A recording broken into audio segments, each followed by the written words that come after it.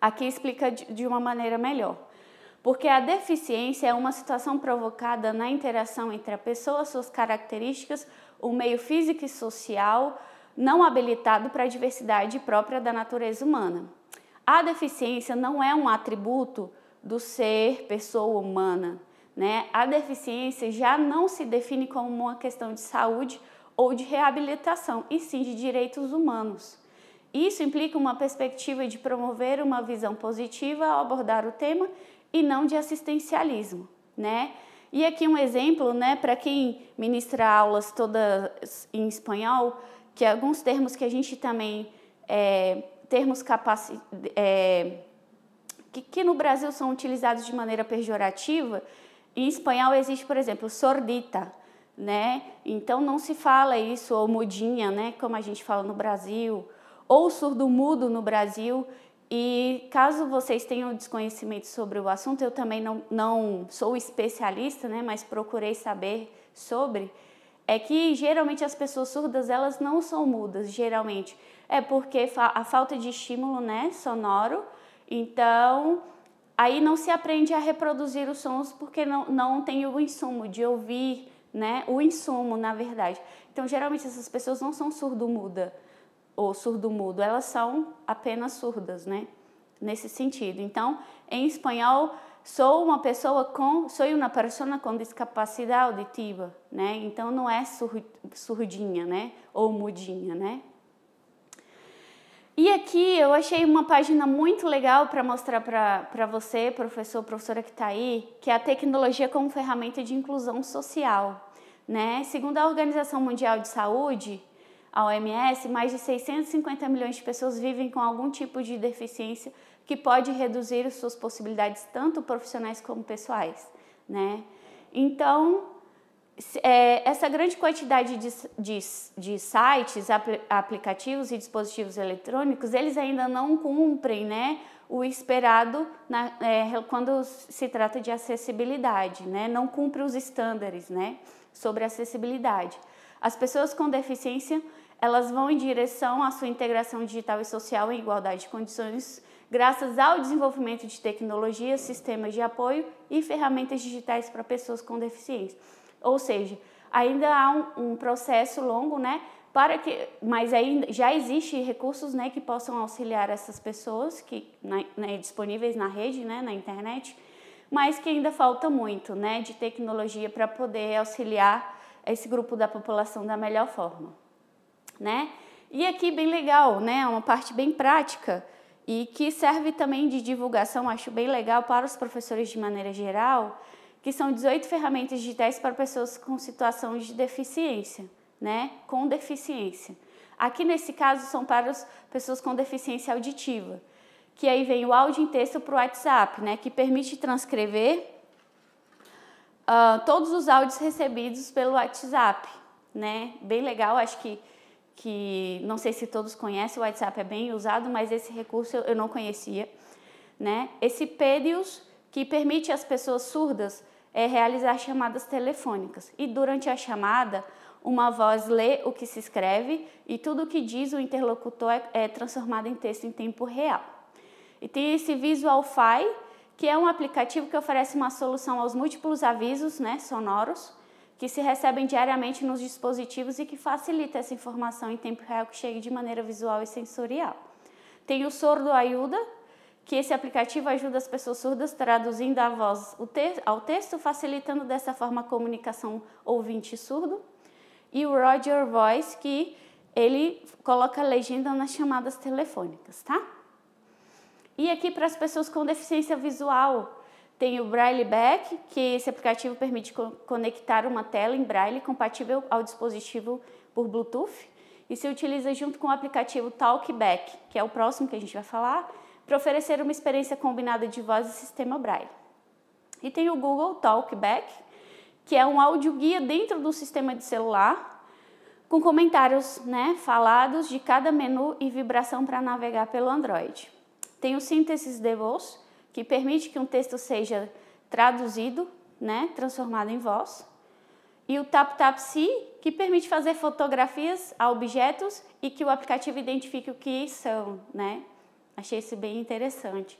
Tem o Laçarillo, que se trata de um aplicativo que utiliza o GPS e informa as rutas, os arredores, as lojas, né?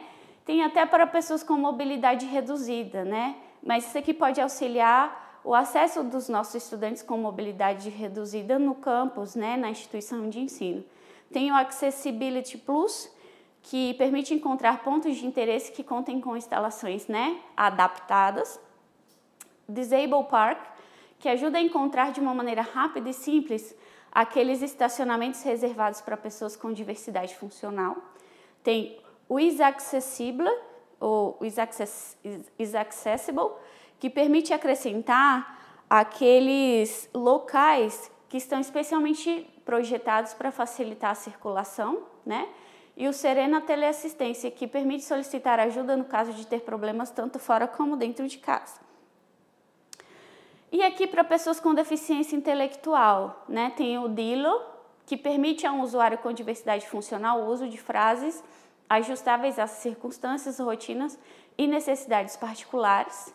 Tem o Vídeo Currículo Plena Inclusión Madrid, que é um aplicativo de vídeo currículo adaptado às pessoas com deficiência intelectual ou do desenvolvimento.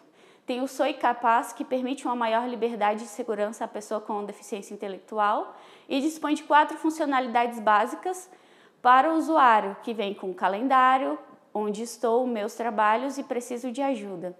E tem o Autism Apps, que é um aplicativo para você estar se atualizando, né, para se atualizar dos melhores aplicativos que estão utilizando com e pelas pessoas diagnosticadas com autismo, síndrome de Down e outras necessidades. E assim a gente termina essa primeira parte de equidade e a gente agora vai adentrar no conceito de imparcialidade, né? A gente já falou em uma videoaula anterior, em uma das videoaulas anteriores, ou anterior, que sobre o efeito halo, ou halo, né? Então aqui a gente vai tratar um pouquinho mais dele porque envolve a imparcialidade, né? Então o efeito halo, ele já foi colocado, enaltecido, ressaltado pelos psicólogos nos anos 20, né? Que foi meio que quando surgiu pela primeira vez esse termo. No entanto, o efeito halo ele consiste na realização de uma generalização errônea a partir de uma só característica ou qualidade de um objeto ou pessoa. E quer dizer, realizamos um juízo prévio, né? Ou seja, julgamos a partir do qual generalizamos o resto de características, né? Uma característica que você toma como um todo, nesse sentido.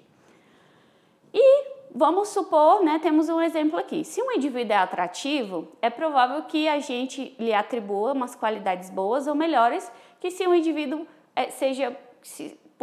se tratando de um indivíduo pouco atrativo, né? Com uma quase total probabilidade de que a gente lhe atribua um status social menor com relações interpessoais menos satisfatórias, né? Eu costumo também dar como exemplo, né, acho que já usei esse exemplo anterior, se uma pessoa me atrai, né, uma mulher hétero ou um homem hétero, que uma mulher hétero seja bonita, que lhe agrade, por exemplo, ele vai achar algo bom que está sendo, né, ali admirado, né? Mas no caso de mulheres, se a gente vê um homem, né, que considerado mal vestido, não cheira muito bem, a gente acha que é assédio, mas é como nesse sentido do efeito halo, né? Que é uma primeira impressão que você toma como um todo e você generaliza, né? E aí já de início, se a gente não gosta ou não nos parece atrativo, a gente vai atribuir características negativas, né? E faremos o contrário se a gente acha que aquilo é atrativo. Então, né, Edward Thorndike criou o termo efeito halo no ano de 1920 e foi o primeiro a demonstrá-lo com evidência empírica. Então, ele descreveu esse fenômeno no seu artigo O Erro Constante na Qualificação Psicológica. Eu achei esse bem forte, assim, né? Esse tema é bem curioso para mim, pelo menos, né? E aí, esse traço, né? Na verdade, esse preconceito, prejuízo, né? Sesgo, é uma distorção cognitiva que afeta o modo no qual percebemos a realidade mas os mecanismos psicológicos que dão origem a essa forma de valorizar o mundo, né? De valorar no sentido de julgar o mundo, no dia de hoje ainda são objeto de discussão. Valorar no sentido de atribuir valores, né? Então, esse autor acreditava que o efeito halo era muito mais que uma simples presunção ou interpretação dos significados das qualidades isoladas. Considerava que a origem do mesmo, né, radicava no sentido de redizia, né, se localizava na nossa incapacidade para resistir à influência afetiva de uma avaliação global sobre uma avaliação de qualidades específicas.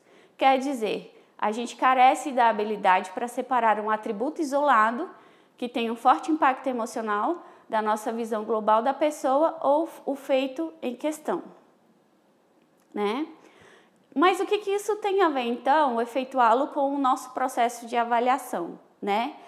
Essa questão que tem é porque muitas vezes a gente pode levar ou avaliar o nosso aluno de forma parcial por a gente se sentir, ter mais afinidade com esse aluno, ou achar esse aluno, né, com as características que hoje em dia estão socialmente, né, tidas como belas, como bonitas, aquele aluno que vem mais arrumadinho, o mais educado, e a gente tem como avaliar aquele aluno que fala palavrão, que é mais danado, de uma forma mais negativa, pesar mais a mão.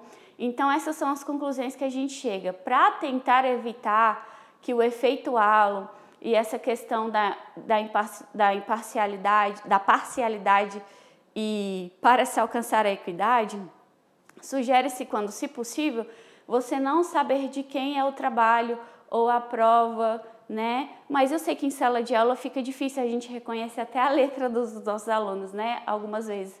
Mas é nesse sentido, quando puder não saber de quem é, né? Porque a gente inconscientemente, às vezes, acaba, ou conscientemente também, né?